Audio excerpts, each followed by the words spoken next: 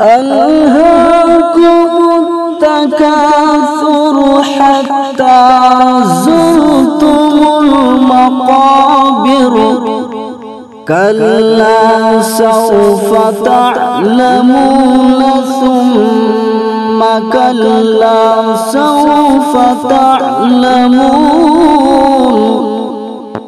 كلا لو تعلمون علم اليقين لترون الجحيم ثم لترونها عين اليقين ثم لتسألن يومئذ عن النعيم. صدق الله العظيم.